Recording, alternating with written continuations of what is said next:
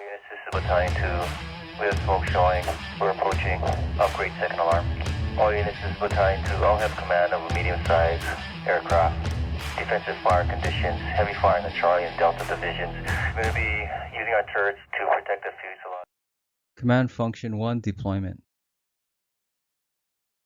Deployment is best decided in an environment where the captains and officers and chiefs can sit down and decide what resources will be responding to what emergencies based on your call profile and what types of emergencies you have.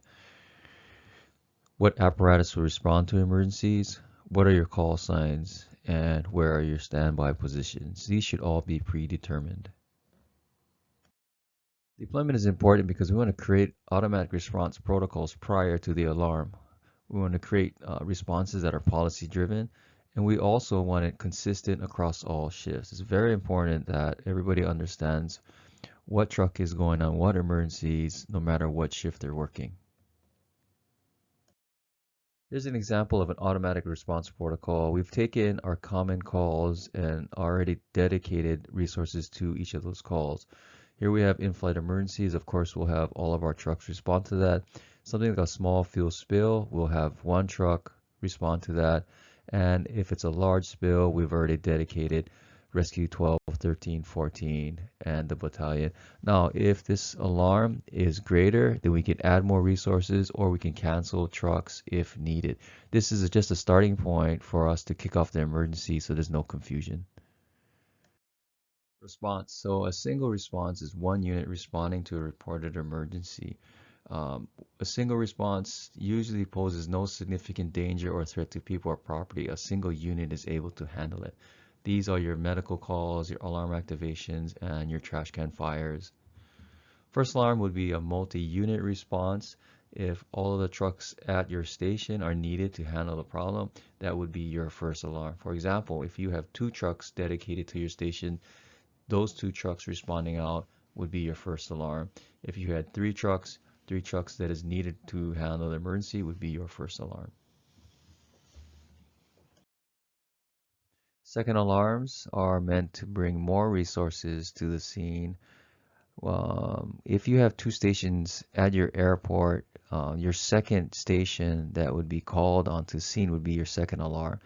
So if you only have 1 station, you would only have a first alarm. That would be all the trucks at your station. If you have 2 stations there, that would be your second alarm.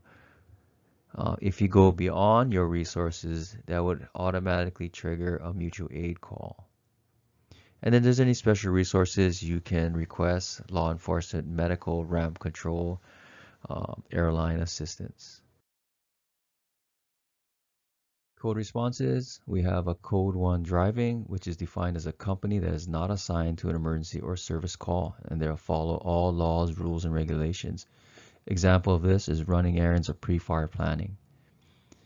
Code 2 response is defined as a company that is assigned to a non-emergency call using normal roadway driving and following all rules and regulations. Code 3 response is an emergency response. So Code 3s are lights and sirens, following all local laws. The foundation of any incident management system is staging. We're going to talk about standby positions, level 1 and level 2 staging, and some typical aircraft setup positions. ARFF standby positions should be predetermined. They should be consistent with all the watches, and they should be part of the SOG. Okay, level 2 mutual aid staging. We're going to predefine this also. It's important to do this. These are access points into your airport where you want your mutual aid to stage. What we want to avoid here is having incoming responders not familiar with the airport proceed directly to the crash site. They might cross taxiways and runways and become a hazard out on the airfield. So we're trying to prevent that by creating these level 2 staging areas where we can safely bring them to the site. As a review, level 1 staging, what it does is bring resources closer to the scene in an uncommitted position. Crews should wait to announce level 1 until the IC has announced the initial report and the 360. So this is an example of a level 1 staging. We have trucks in an uncommitted position here. Here's our emergency aircraft. At this point, we are standing by for pilot's intention. Command is talking to the tower or the pilot to see what he wants to do, and our trucks just kind of stage in a level 1. Now, let's say the incident starts to escalate, the pilot is reporting something, a problem. We can take the nose position and begin our operation from here. On deck equals forward staging. A quick review here. Okay, on deck places resources in the correct position prior to the need, provides section or division officers sufficient resources to get the job done, and puts us in the best position to keep pace or ahead of the incident problem power curve. So with on-deck personnel, ARFF can also on-deck vehicles.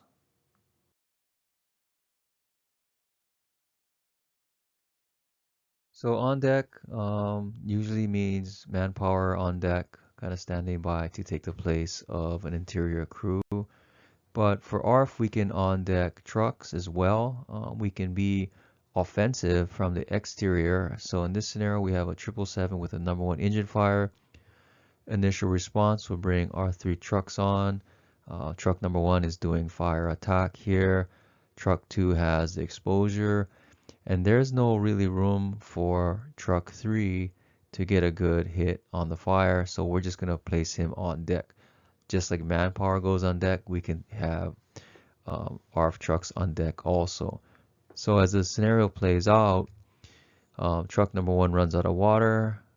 We're going to spot him out of the way, and then we're going to bring up our on-deck truck to continue the fire attack. Hopefully that this fire can be extinguished by the second truck. If not, we can have our second truck here come back around and on deck behind our third truck, and just begin to start stacking trucks behind it if you have more resources, but you're going to start at a certain point having to reservice your trucks if you don't have fire control.